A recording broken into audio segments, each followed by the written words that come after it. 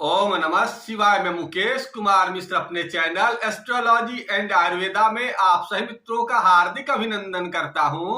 और आज आप सभी मित्रों के समक्ष हम जो टॉपिक को लेकर के उस टॉपिक का नाम है लार। मानव शरीर की एक अमूल्य वस्तु लार होती है, जिसके माध्यम से आप अनेक प्रकार के रोगों को ठीक कर सकते हैं। उन प्रमुख रोगों में जो सर्वप्रथम आता है वो पाचन तंत्र से संबंधित जितनी भी समस्याएं हैं, उन सब समस्याओं का समापन आप लार के माध्यम से कर सकते हैं। इसके अलावा आंख से संबंधित जितने भी प्रकार के रोग होते हैं, चाहे वो मोतियाबिंद से संबंधित रोग हो, चाहे वो आंख का टेढ़ापन हो या आपके आंख की रोशनी कम हो, इन सब समस्याओं का समापन भी आप लार के प्रयोग से कर सकते हैं। इसके अलावा स्किन से संबंधित जितने भी प्रकार के रोग होते हैं, चाहे वो गैंग्रीन हो, घाव हो या शरीर में कहीं भी पिंपल्स हो, इसके अलावा आप एसिडिटी से संबंधित भी सभी प्रकार के रोगों को लार के माध्यम से ठीक कर सकते हैं। इसके अलावा आप डायबिटीज से संबंधित भी रोग को आप लार के माध्यम से ठीक कर सकते हैं। इसके अलावा आप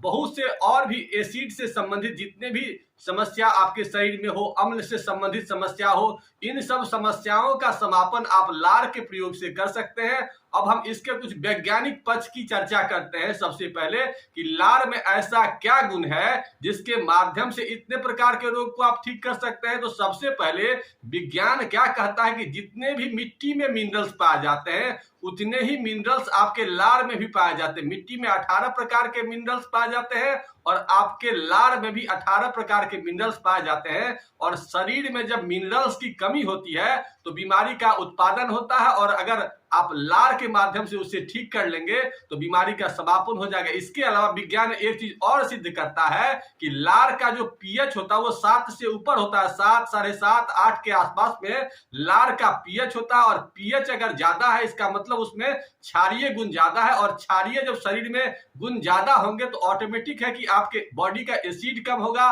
और एसिड जब ही कम होगा तो बीमारी का अपने आप जो है सो कम होना निश्चित है। इसके अलावा और कुछ आप लोगों को हम विशेष जानकारी दे देते हैं। सबसे पहला ये चीज है, किसी भी आप जानवर को देखिए, जो पालतू होते हैं या नन पालतू होते हैं, वो अपने घाव को किसी प्रकार का हो या किसी प्रकार की बीमारी हो, उसको चाटते चाटते ही ठीक कर देते हैं। तो ये तीसरा एग्जाम्पल हुआ। अब हम इसके उपाय की बात करते हैं कि क्या उपाय हम लोग किस तरह से करें कि ये सब बीमारी का समापन हो। लेकिन इन बातों की चर्चा करने से पहले आप लोगों से एक नम्र निवेदन करना चाहूंगा कि अगर हमारे चैनल को अब तक सब्सक्राइब नहीं किया है तो सब्सक्राइब कर लीजिए। और साथ ही साथ अगर आप लोग ज्योतिष का शिक्षण चाहते हैं या ज्योतिष का परामर्श चाहते हैं तो नीचे दिए नंबर पर संपर्क करके उस जानकारी को भी प्राप्त कर सकते हैं, जो पेड सेवा है। इसके अलावा अब यह बात करते हैं कि ऐसा हम लोग क्या करें जो बीमारी का समापन लार के माध्यम से हो। तो सबसे पहले आप लोग को हम आंख से संबंधित बीमारियां अगर हो तो कैसे उसका प्रयोग लार का करना है। तो सबसे पहले आपको सुबेरे सुत उठने के बाद सबसे पहले अपने लार से दोनों आंखों में काजल करना है। काजल जब ही करेंगे तो जितने भी आंख से संबंधित रोग होता है वो सब कफ से संबंधित रोग होता है। और लार जब ही लगाएंगे तो उसमें से देखेंगे कि चिपचिपा चिपचिपा जो सामान है वो आपके आंख से निकल रहा है, और जितने भी कफ होंगे वो सब निकल जाएंगे। तो आप देखेंगे कि धीरे धीरे करके वो फायदा दिख रहा है। हो सकता है इसमें 6 महीना से 1 साल भी लग सकता है, लेकिन लगातार आपको इसको करते रहना है। इसको करते रहेंगे तो आप देखेंगे कि आपके आंख की रोशनी धीरे धीरे बढ़ रही है, और आप देखेंगे कि अगर आपको आंख में टेढ़ापन भी है तो वो भी आप देखेंगे धीरे धीरे करके उसमें भी फायदे दिखेंगे। हो सकता है इसमें वक्त लंबा लगे, इसलिए आपको धैर्य पूर्वक इसका उपाय करना है। इसका प्रयोग हम पिछले 8, 10, 15 वर्षों से कर रहे हैं, लोगों से करवा भी रहे हैं, तो लोगों का अच्छा रिजल्ट आता है। इसलिए हमने आज सोचा कि आप लोगों को ये उपाय बता दें। इसके अलावा अब हम आपको पाचन तंत्र से संबंधित समस्याओं का भी कैसे यूज करना है इसको बता दें। सबसे पहले आपको सुबेरे सुबेरे उषा पान करता है। उषा पान करने का मतलब होता है क्या कि 1 से 1.5 लीटर आपको सुबेरे खाली पेट बिना कुल्ला किए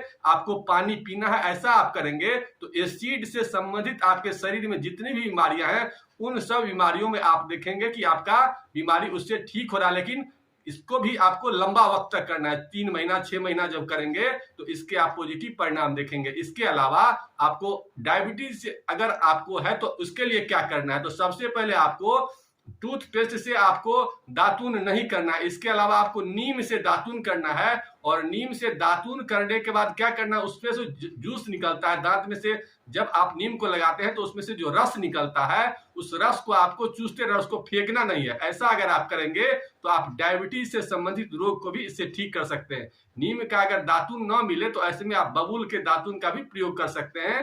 तो बबूल में भी अच्छी मात्रा में एसिडिटी को खत्म करने की ताकत होती है और जितने भी डायबिटीज वगैरह है सब एसिड है, सब वात से संबंधित रोग है, उन सब रोगों का आप समापन इसके माध्यम से कर सकते हैं। और इसके अलावा 2-3 चीज और हम आप लोग को बता देते हैं कि टूथपेस्ट करने से आपके लार उत्पादन में कमी होती है। अतः आप ऐसा करें कि टूथपेस्ट के बदला में सदैव ही दंत मंजन का प्रयोग करें, और दंत मंजन ऐसा होना चाहिए जो आपका देसी होना चाहिए, जिसमें केमिकल नहीं होना चाहिए।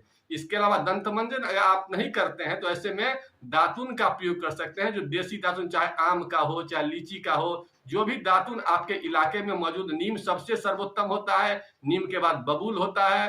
बबूल अगर न मिले तो आप ऐसे पोजीशन में अमरूद का भी प्रयोग कर सकते हैं, अमरूद न मिले तो आम का भी कर सकते हैं।